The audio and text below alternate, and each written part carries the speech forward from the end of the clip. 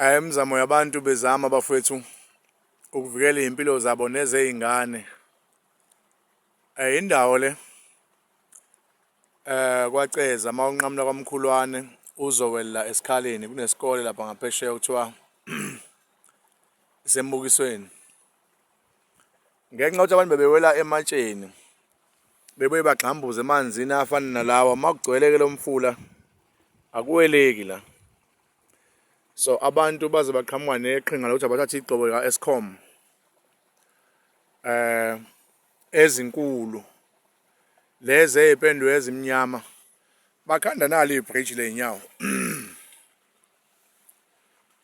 Kuyaweleka-ke le bhriji, indawo nje enhle ekhandwe abantu ngezandla because ibhriji lisenzansi lilemukisa abantu kwaceza. Lisenzansi le ngake ngalikhuluma kakhulu kwindaba yalo. I think it was 2022, 23 lapho la kwamuka khona abafuthi abaningi nomfowethu uMzamo wawumthimkhulu impilo yakhe yaphelela khona. Ayesowisho ukuthi indawo yangakithi kwaceza Ward 3 lo mawuwela nje kulokho kuyibhrijana suwela kwa-Ward 4.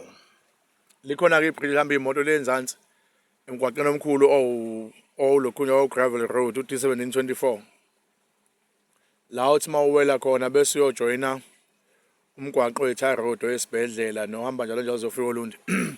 Kodwa ayisowisho ukuthi kulaba bafowethu abafakwa abamakhansela ngalawo masondo ophethe ngala ngaphesheya kwa-Ward 4 la ngaphesheya esikhaleni la ngikhona mina ngihleli khona bangihlelelana nje ngihleli kwa-Ward 3 mina. Ukuthi ke bayibheke lezi ndawo bakhule behamba kuzo bengakahambi ngey'moto bengaka-elekthwa abantu ukuthi babe kule nto asebekiyo namhlanje. Bayibheke iy'ndawo ey'njengalezi and futhi bazihloniphe, bayikhumbule imiphakathi engeke ikwazi ukuyojikeleza le ngey'nyawo ngoba iy'ngane ey'ningi zamkhulwane ziwela lana, ziwelela ngaphesheya ziyofunda. So bayibheke iy'ndawo ey'njengalezi bese bethatha kwi-budget kamasipala yokwakha iy'ndawana engathi zithe ukuba proper for ukuthi abantu bewele, yabona? Uma kungafakwa nje amapala ensimbi la kuthi ukuvuleka hlampe isikhala abantu bakwazi ukuphambana ngoba lokhu kwey'ngodo kuzobola kusindwa nawusimende ney'mvula ziyana kuzobola very soon ngoba ku-temporary.